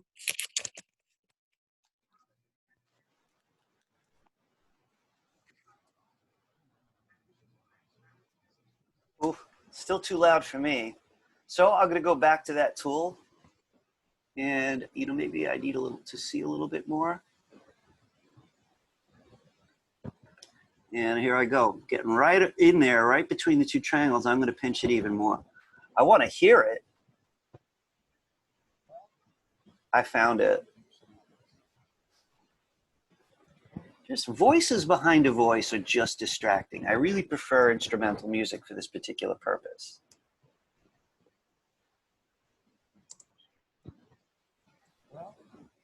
I got it.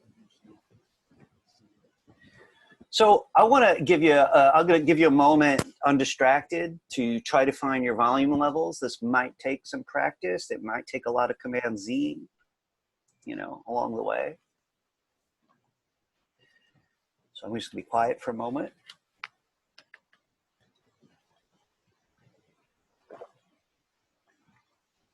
We're doing well for time. Now, I want you to look at something with me. I'd like to see that whole timeline. So if you clicked out, just click back inside. I'd like you to make sure that you leave the envelope tool, which is kind of dangerous, and go back to the selection tool, which I've been calling the playhead or the I-beam. And then I'd like you to Command F so you can see your whole timeline. You might have to click in the track and then Command F. So it's interesting how you could see that there's 3 different levels of volume on Amazing Grace, at least on mine. This gray area here is the original volume. Here it was quieter, it was mostly instrumental, but I still had to make it quieter. And then the voices were rather large, so it pinched even further. I want to draw your attention to the end. So if you haven't yet, click inside and do Command F or Control F. So about that minute of extra sound over there, right? The temptation would be to shorten it to the exact same length as the speaker, right? Which, you know, logically makes sense, but artistically really doesn't. The amount of simultaneous events that go on in time-based media is very important. Like even when you're listening to music, you know, very often the instruments will come in 1 at a time, maybe 2 at a time. You know, maybe the drum player or the bass player gets started and then the guitar, then the vocals or something like that. It may even end that way. Maybe it reaches a frenzy where you hear everything, but the characters have to be introduced in the same way that the sound was introduced. It may even be nice for the characters to leave in some kind of order. So I just want to say real quickly about that.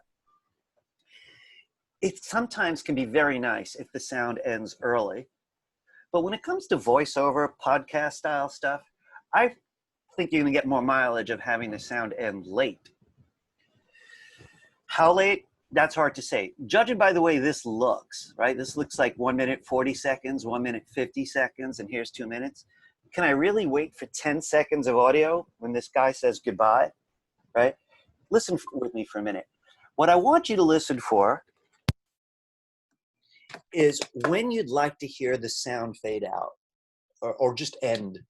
So I'm coming close to the end. For example, the midtones and the really high sounds. We want to work with all of that through some EQ, equalization.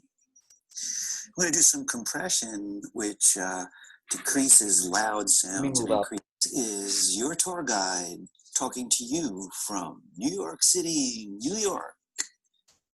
1. 4 seconds, maybe 5 seconds. Right? I feel like definitely before the 2 minute mark, right? Sounds natural to me. Let's shave off some of the end and see how that goes. All right. So the selection tool, which I've been calling the playhead, we're actually going to use to select. So if you got a hunch how far after the audio, how far after the voice you want the music to go, you want to select the rest of it. You can go a little past it. So I don't know if you could easily see this, right? But I left some seconds of music. So my voice ends here, then I'm going a little bit further, right? Then I highlighted this. Now, maybe it'll be clearer if I just do it. I could either click this little pair of scissors here that says cut, you know, which is really made for me to paste somewhere else, you know, but it'll work, it'll cut it out. Or I could go to the edit menu and choose delete. I'm just going to delete it. I'm going to the edit menu and I'm just choosing delete. Now, I want to ask you, it's not going to sound right. We got one more step. It's going to have to fade out because we just cut it right in the middle of people singing. You know, I want you to bear with me for a second because before we fade it out, I want to point something out. I'm talking to you from New York City, New York.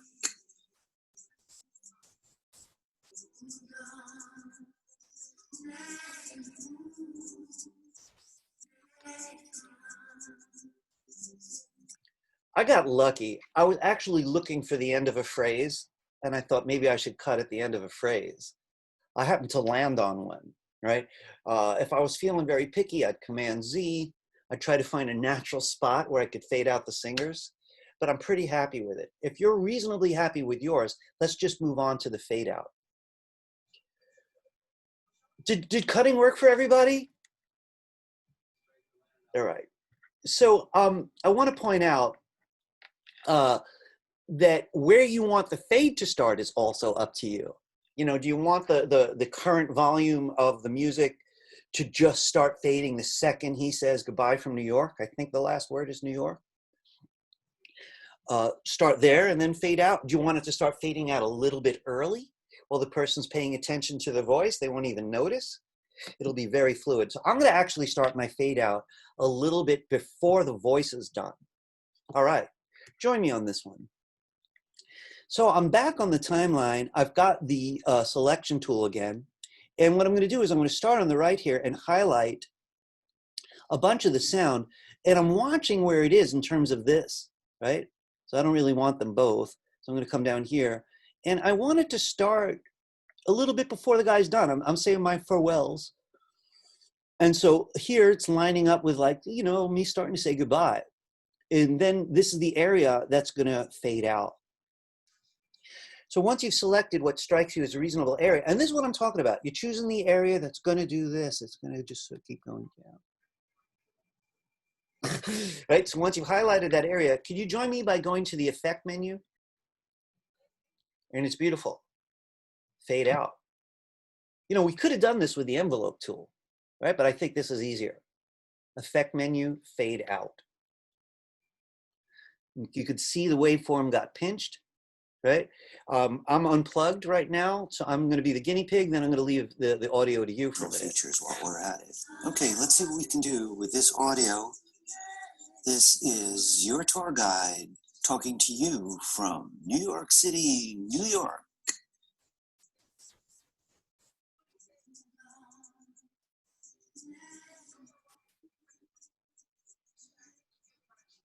I like it. Right now someone's ad would pop in or whatever, or the next DJ or whatever comes in. I'm happy with it.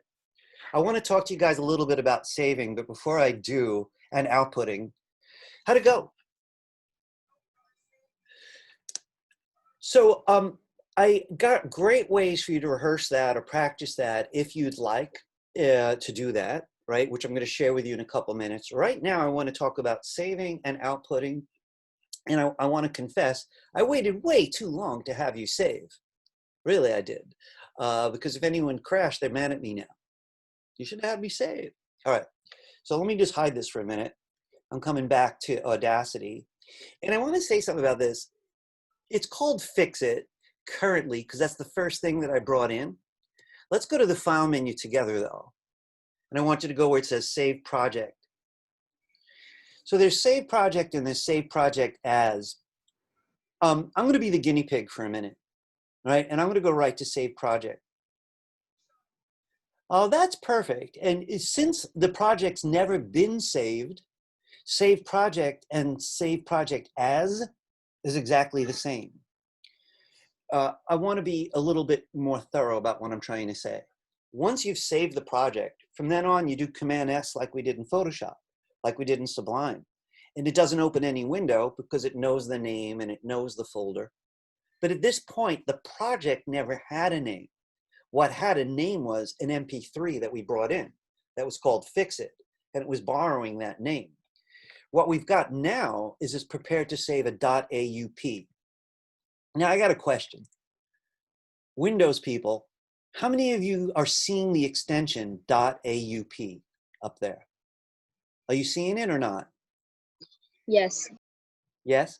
And Jalen, can I ask you, did you turn on extensions on your computer? You know what I mean? Did you go into your preferences and turn on extensions at an earlier date? Jalen? I think it was something automatic because I don't remember putting that setting On. or anything. Yeah. Gotcha. So other Windows people in here, are you also seeing .aup? Yes. And John, did you turn on your extensions or is it just happening by itself? I turned on my extensions, but it's still there. So guys, I just want to say something to everybody about that. I don't want to make a big conversation about it. I've said before that it's best if you could always see the extensions because we might make several files based on the original and the main difference is going to be the extension. They'll work because the extension is there whether you see it or not, but it's helpful to see it. There's still the same handout on the main website that says, information for Windows users about how to turn the extensions on if you need it. Right now, I just want to say a little bit about that extension. It's .aup, as you can see, Audacity Project. So I want you to hear this out because we're going to be coming across very similar behavior when we get to video. The project file can only be opened by you or anyone you give it to that has Audacity.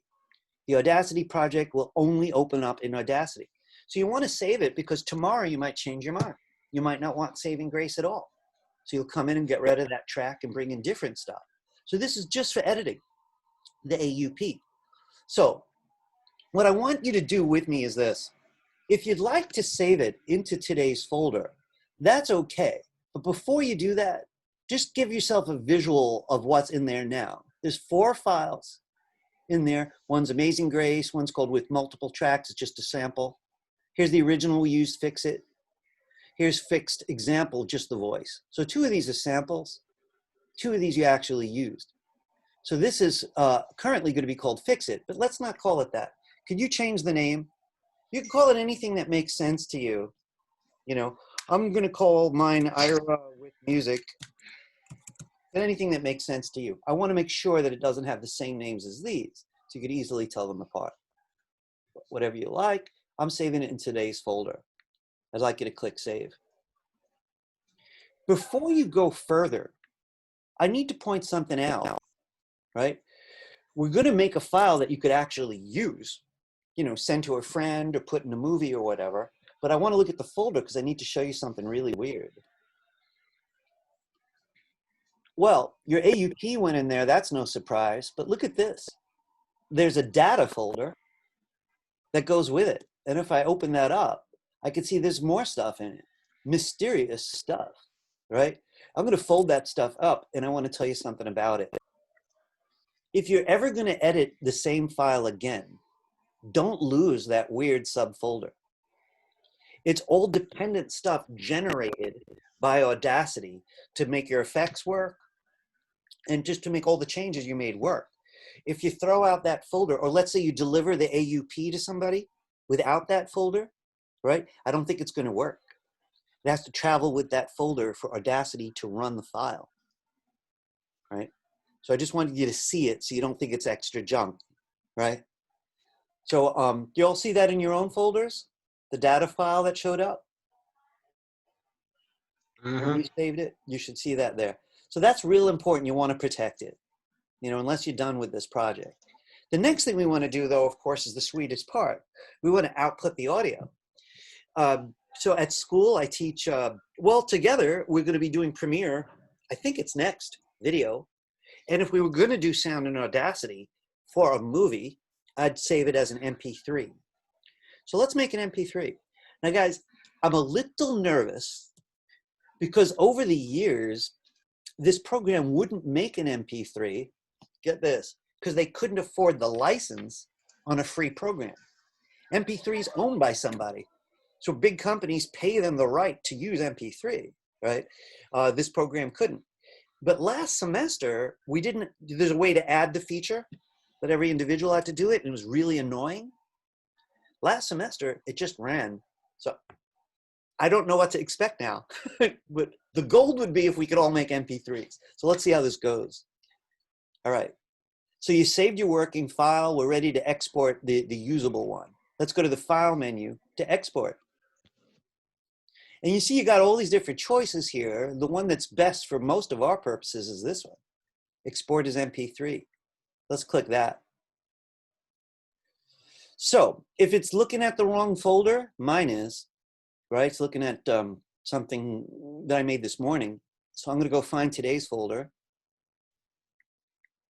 And I like the name, right? It's the same name, .mp3. So I know it matches the original file for editing, but this is the finished one. All right. Well, under file type, I'm hoping it still says MP3. There are other options one could take. And I got to ask you before I go further, are the options showing up? I mean, is the MP3 showing up? Okay, let's just be double sure. You chose your folder, you chose a new name if necessary, and all I want you to do is click Save, really that easy. It's going to tell you that the MP3 is not going to have tracks. That's fine. You're just going to click OK. You know, I've never actually filled this out. There's a way to store data inside the file for anyone who wants to find it, but I don't really use this feature. So let's just click OK. Give it a moment and go look in your folder. So in your folder, you should see the brand new file. It's probably the only one that has today's date. You know, actually one of 3 that has today's date. It's the .mp3. On a Mac, I could preview it by just clicking it once and hitting the space bar. Hello, everyone. It's 2 minutes. Today we and 1 want second. to clean up some sound as a Today we want to clean up some sound as a little example of what.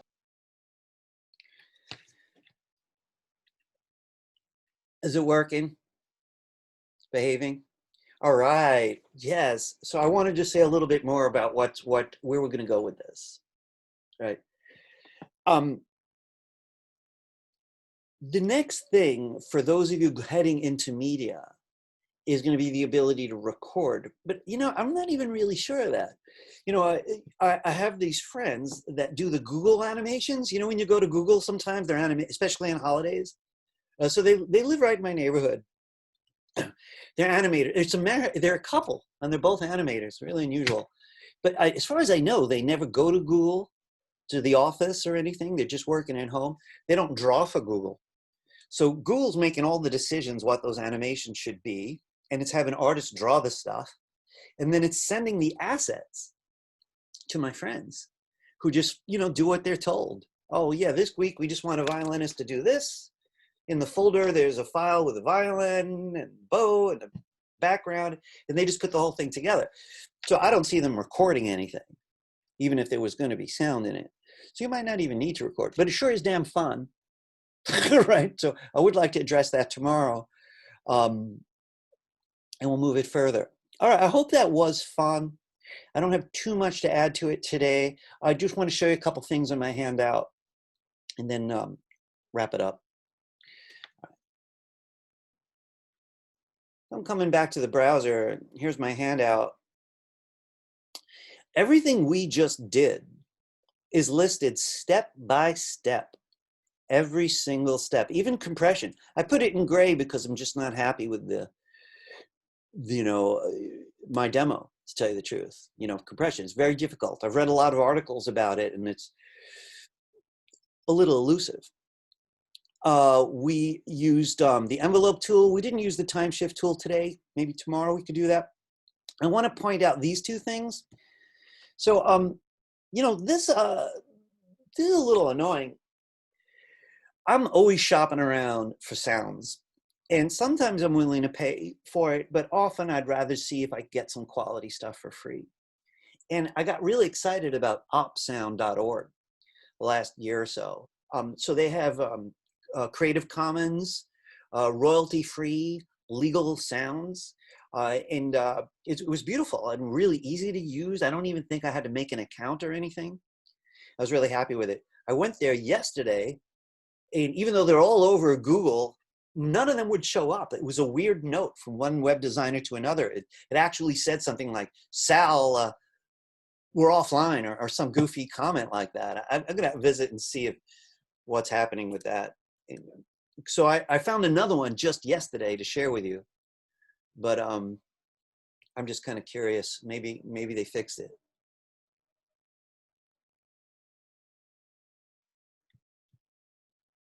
Yeah, oops, Sal, we can't connect. That's weird. They better get to it. Sal's going to be upset. In any case, so what I discovered yesterday was this one. So look, this one made me make an account, but it didn't ask for a credit card or anything. And as soon as I did, it had lots of great sounds. I downloaded some sound like right away. So I was pretty happy with it. If you're interested in doing a search on your own, free music, free sound effects are all good options. There are lots of sound files that can be read by Audacity. I'm very fond of MP3, and you can get parts, whole soundtracks, as well as little bits, you know, gunshots or laughter, you know, applause, that kind of thing. You could really juice it up a little bit. Does anybody have any questions for me on the subject? I got one more thing for you, right? there's a great video online, and I include the link right here, where the teacher is doing almost the exact same thing as me. But he does it a little differently, so it's kind of fun to see a different tactic. It's only 20 minutes. He also does include recording for anyone who can't wait. He is using an older version, though. So it's going to be like 95% the same, right? So I would, if you're interested, give it a watch, give it a listen, take some notes, you know, see if there's stuff I didn't cover that you like. He's a really good teacher, so that's available. Of course, this video should be online in about an hour or so, an hour and a half. So give me 1 second here, just checking my chat. Hey Salah, you're there. Was that just like a weird typing error? It looks like you're asking me if we could build a studio for the pillows. Sounds like a comfortable studio. Yeah, like because I saw on YouTube they built a studio from below because the sound it will be better. I don't know. I'm just like asking it. You know something, to be honest with you, maybe I don't know something I should. What is a pillow other than something you sleep on? Yeah, it's the same. That's just he built it as like in the corner, and then he like put the mic in. Yeah, like oh, I yeah, see something what you like this. mean. Oh, Yeah. that sounds very clever. I've never made a sound studio. I've been in them. So, you know, and I've been in I haven't been in anything that homemade really, but I love that kind of thinking. You know, there's always a homemade version of it. You know, I was talking to a young filmmaker the other day who needed a moving shot. She put her camera and tied it to a vacuum cleaner and rolled it around. And I thought, that's just brilliant. And I'm sure it looked great. I happen to have a wheelchair in my house just for video. Put the camera person in the wheelchair. So I like that idea a lot. I bet you if you were thorough about it, that could work a lot. I will say one thing though, like it really does help to turn on anything electric that's nearby. You know, also this moment, the culture is a little quieter than usual. Maybe some of you are in Manhattan, but my neighborhood in Brooklyn is been strangely quiet for the last couple of months. You ever heard the fireworks? Yeah, that started the last couple of days. And just between you and me, I've got maniacal next door neighbors who they love dynamite, I think, because that's what it sounds like every July 4th, and they cannot be stopped. And even though I live in a really genteel little middle-class place, they're berserk. So usually I try to leave town just for July 4th. So anyway, I'm not going to record any audio. Right now it's silent. Any other questions or comments, even just comments, you know, resources you want to share? Or I will say I made the mistake of clicking file open in the very, very beginning instead of, okay, yeah, I guess you did too, instead of import, and then I can't get that data folder and I can't save it as like an Audacity, like an editable. I was still then able do to save as. It should work. I've made that mistake 100 times. Really? And you couldn't get out of it? It wouldn't let you save the AUP? No, but I was still able to export an MP3, and I see what I did wrong for next time. That's interesting. Yeah, I would have expected that you could still do save as. Right. Instead of save, but it wouldn't do it. That said, let me see if I'll get the warning again, I think. Yeah, it says save project is for an Audacity project, not an audio file. Ouch.